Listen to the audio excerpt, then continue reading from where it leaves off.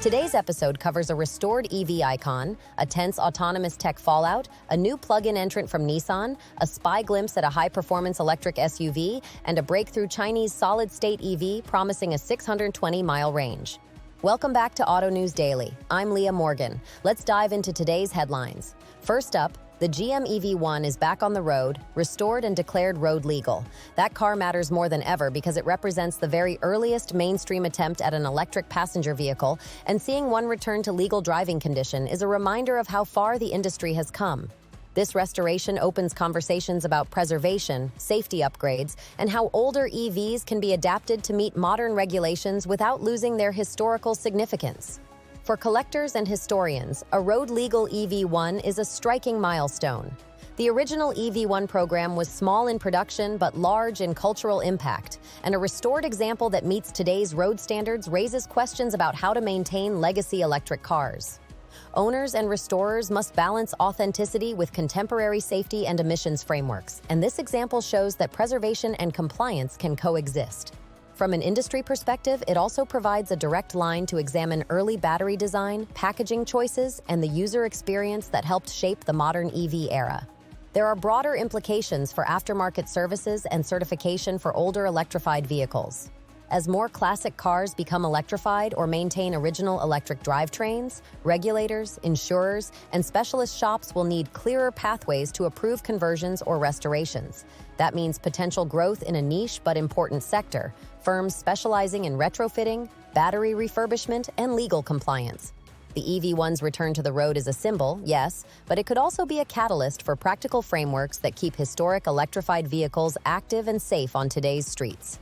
Moving on to a very different kind of story. Volvo and Luminar are at the center of a contract breach that has triggered bankruptcy proceedings. This is a significant development because Luminar supplied autonomous driving technology, and any legal and financial fallout can ripple through partnerships and projects that rely on LiDAR and related systems.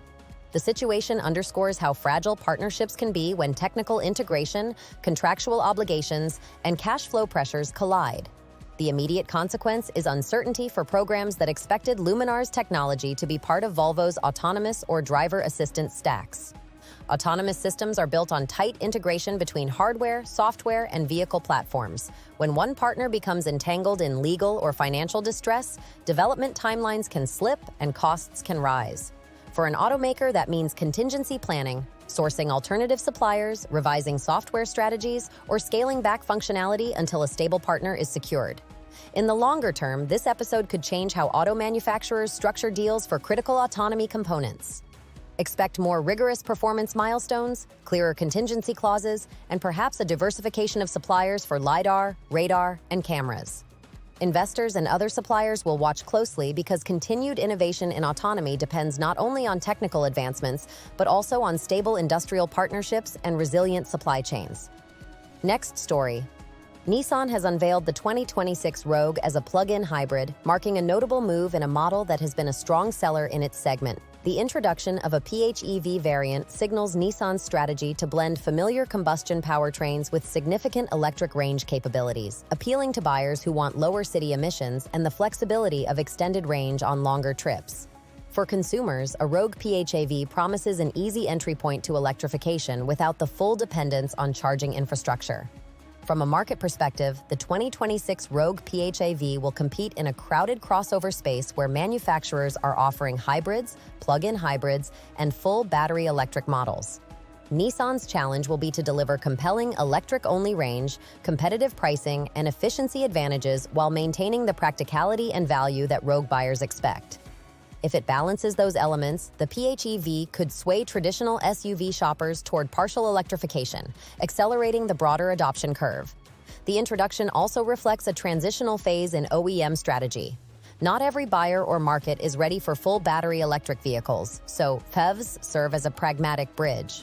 They reduce fuel consumption and emissions in everyday driving while mitigating range anxiety for consumers who lack reliable home charging or who frequently travel long distances. For dealerships, this adds a new sales narrative and training requirement as sales staff explain charging options, incentives, and ownership economics. Turning to the luxury and performance end of the market, a spy video has captured an electric SUV wearing AMG branding in development at Mercedes.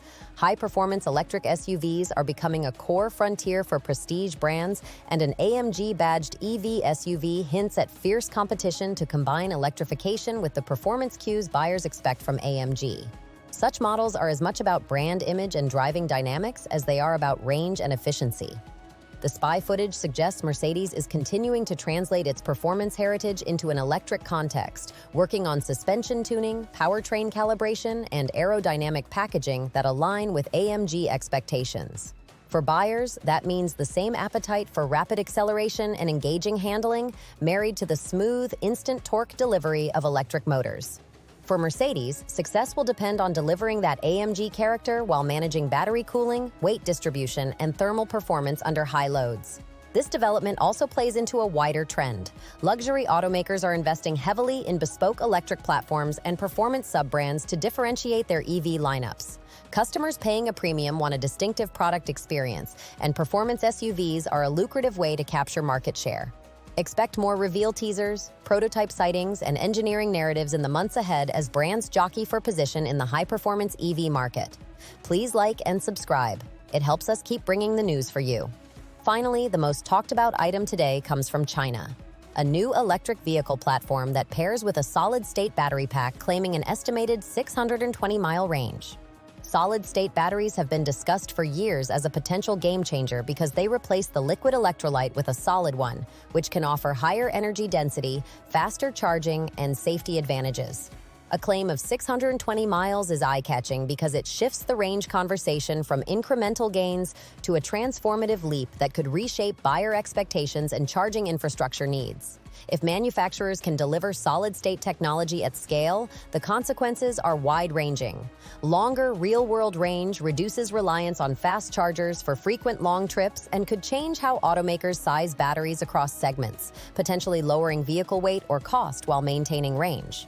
Faster charging times would also improve the convenience of EV ownership, addressing one of the most common objections among prospective buyers. However, there are important caveats. Moving from lab performance to mass production involves overcoming materials challenges, ensuring cycle life, validating safety under real-world conditions, and building manufacturing capacity. This announcement from China also highlights global competitive dynamics. Chinese companies have been aggressive in battery research and manufacturing scale, and a viable solid-state product from that region could accelerate a global shift in supply chains and pricing.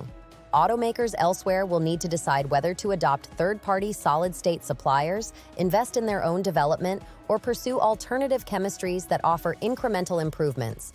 Regulatory bodies will also scrutinize claims and performance as these batteries undergo testing for longevity, thermal behavior, and crash safety. In short, a credible 620-mile solid-state EV would be a milestone with implications for consumers, OEM strategy, charging networks, and international competition. It's an exciting development to watch closely, but one that requires careful validation before it can be called a definitive breakthrough for everyday drivers. Thank you for listening, and I'll see you tomorrow.